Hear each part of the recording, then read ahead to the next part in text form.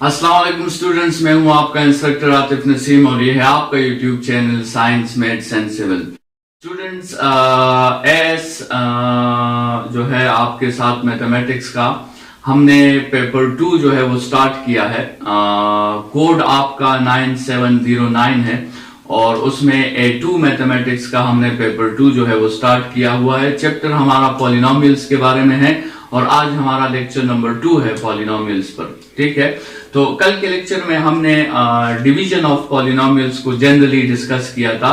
आज division of polynomials के लिहाज से कुछ टर्मिनोलॉजीज हैं जो हम डिस्कस करेंगे और फिर उसके बाद कुछ फर्दर पॉलिनोमियल्स में कुछ और बातें भी हम करेंगे। Students, let's suppose we have two polynomials p of x and q of x। ठीक है, इन दोनों पॉलिनोमियल्स को हम डिवाइड करना चाहते हैं। तो जनरली जो हम मेथड यूज करते हैं डिवीजन के लिए, लॉन्ग डिवीजन मेथड है, उस पे आपने क्वेश्चंस पहले से किए हुए हैं अपने प्रीवियस क्लासेस में। लॉन्ग डिवीजन मेथड में जो वैल्यू आपके साथ अंदर लिखी जाती है, जो p of x जो आप अंदर लिखेंगे, you will call it dividend. ठीक है, और q of x की वैल्यू जो आप बाहर लिखोगे, you will call it divisor.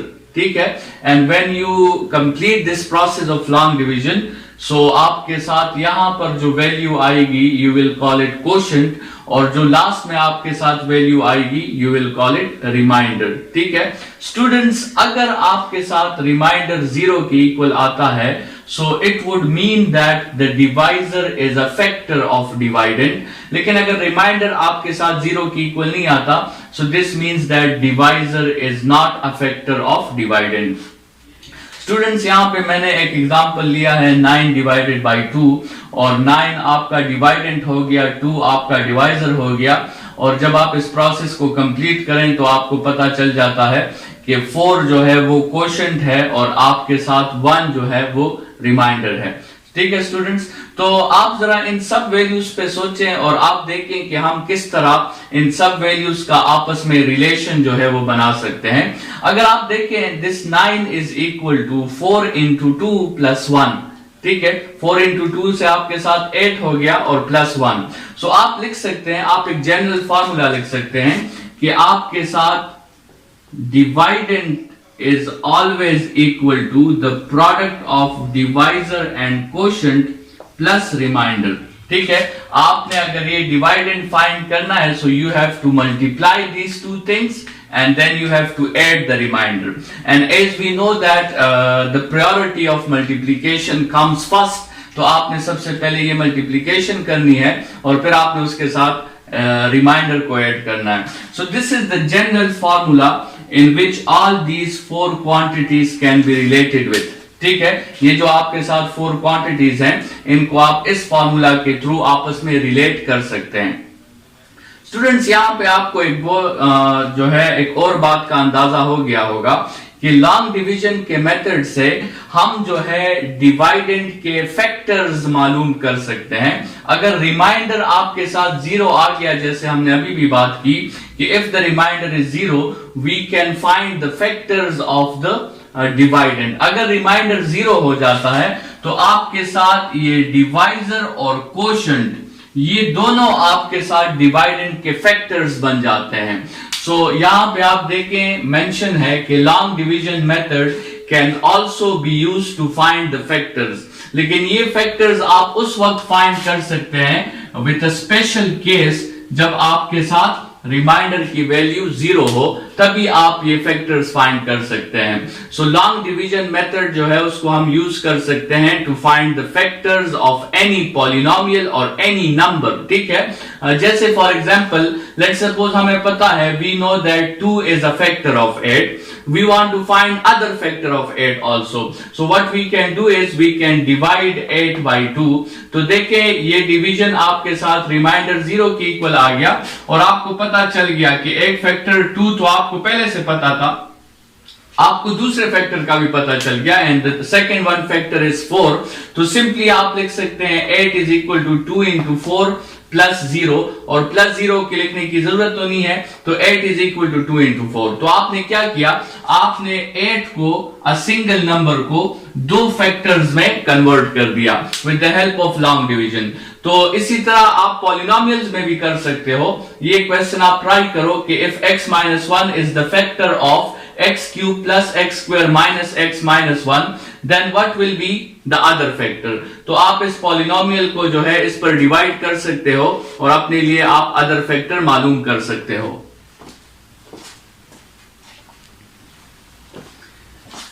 Ji students, एक नए लर्निंग ऑब्जेक्टिव की तरफ आते हैं और वो आपके साथ है कि अगर आपके साथ दो पॉलिनोमियल्स आपस में इक्वल हो जाएं तो इससे आप क्या फायदा ले सकते हैं, इससे आप क्या एडवांटेज ले सकते हैं। If two polynomials are equal, तो what advantages can you take from that statement. और अगर आपके साथ दो पॉलिनोमियल्स इक्वल हो जाएं तो उसकी क्या क्या कंडीशंस होंगी।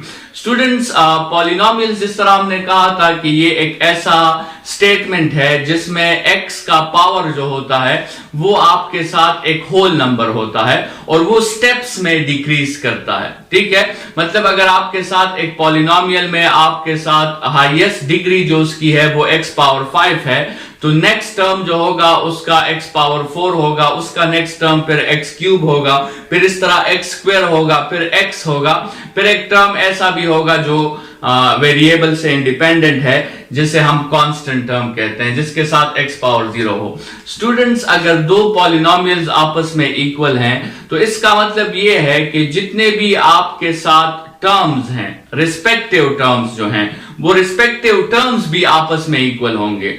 मतलब आपके साथ जो लेफ्ट हैंड साइड पे x क्यूब का कोफिशिएंट है, राइट हैंड साइड पे भी x क्यूब का वही कोफिशिएंट होगा।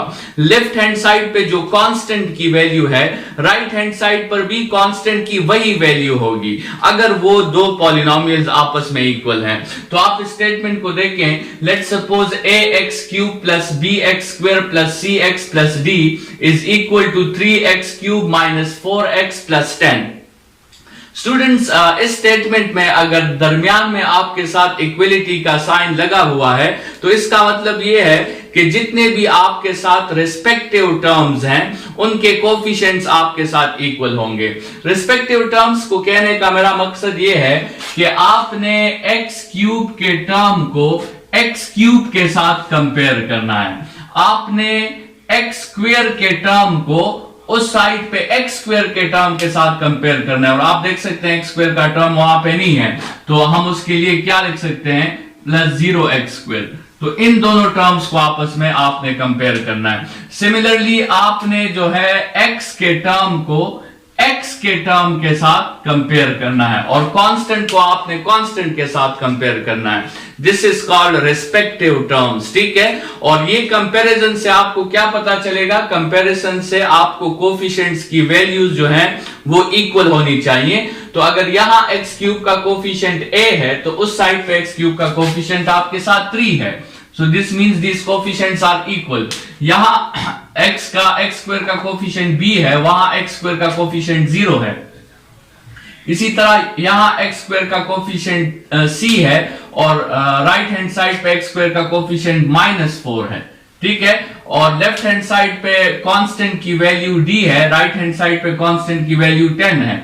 तो ये आपने कंपैरिजन के थ्रू, जब आपके साथ दो पॉलिनोमियल्स इक्वल थे, आपने अपने लिए अननोन्स की वैल्यू फाइंड कर ली। और अननोन्स की वैल्यू आपने कैसे फाइंड की, आपने जो है रिस्पेक्टिव कंपैरिजंस की, टर्म टू टर्म आपने कंपैरिजन किया और आपको कोफिशिएंट्स की वैल्यूज या अननोन्स की वैल्यूज आपके साथ मिल गई।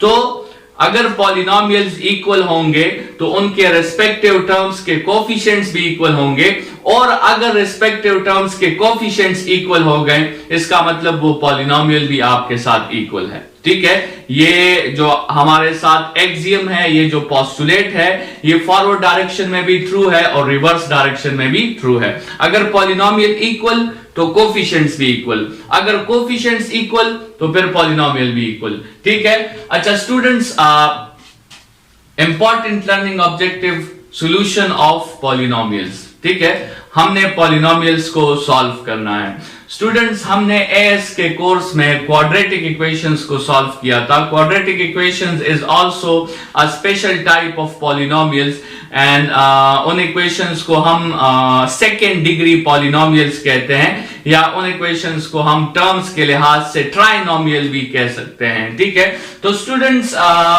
अगर सिर्फ क्वाड्रेटिक इक्वेशंस हमारे साथ हो तो उसमें तो हम जो है हमारे साथ क्वाड्रेटिक फॉर्मूला है, हम उसके थ्रू सॉल्व कर सकते हैं। लेकिन अगर एक पॉलिनोमियल क्वाड्रेटिक इक्वेशन ना हो, थर्ड डिग्री पॉलिनोमियल हो, फोर्थ डिग्री पॉलिनोमियल हो या फिफ्थ डिग्री पॉलिनोमियल हो, तो अनफॉर्चुनेटली हमारे साथ ऐसा कोई फॉर्मूला जो है वो पॉलिनोमियल्स के लिए नहीं है जिससे हम उसके रूट्स आसानी से फाइंड कर सके। तो उसके लिए हम जनरली जो है वो फैक्टराइजेशन का मेथड पर अप्लाई करते हैं। लेकिन यहाँ पे हम दो मेथड्स फैक्टराइजेशन के डिस्कस करेंगे और एक मेथड हम ग्राफिकल डिस्कस करेंगे।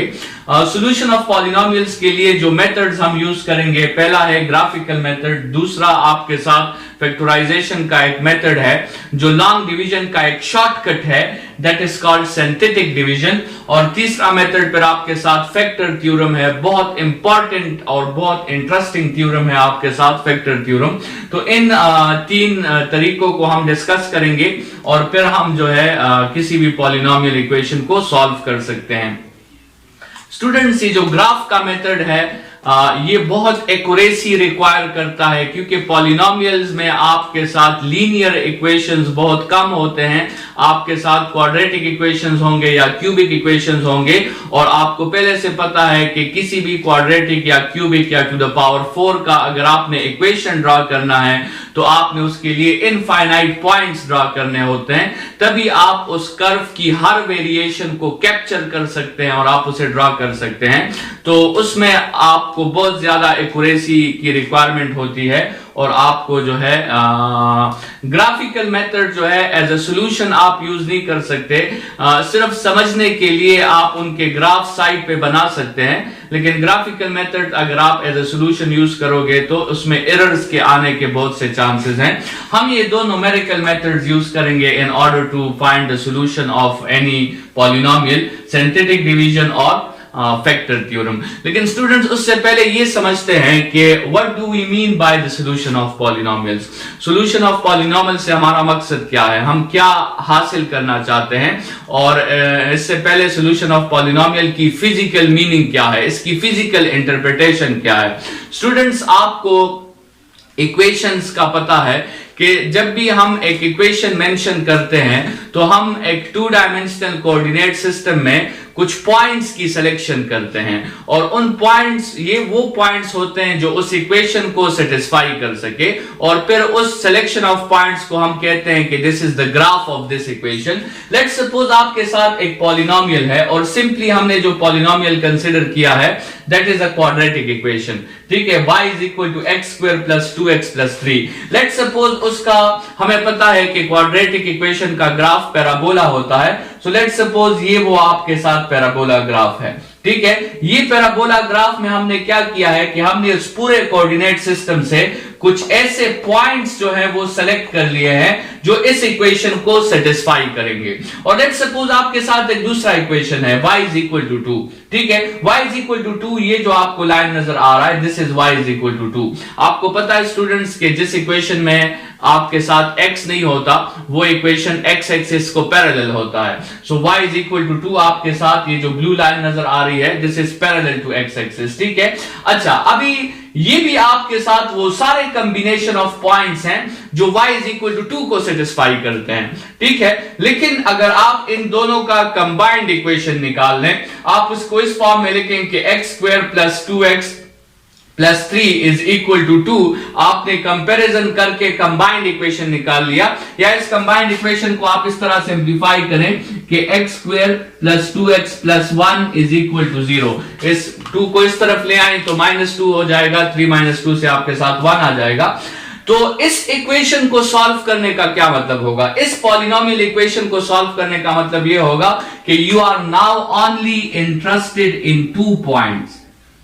आप सिर्फ 2 पॉइंट्स में इंटरेस्टेड है और ये वो पॉइंट्स हैं जो इन दोनों ग्राफ्स का इंटरसेक्शन है। ये वो पॉइंट्स हैं जो आपके साथ इस इक्वेशन को भी सेटिस्फाई करेंगे और इस इक्वेशन को भी सेटिस्फाई करेंगे, या फिर ये दो वो पॉइंट्स हैं जो इस कंबाइंड इक्वेशन को सेटिस्फाई करेंगे।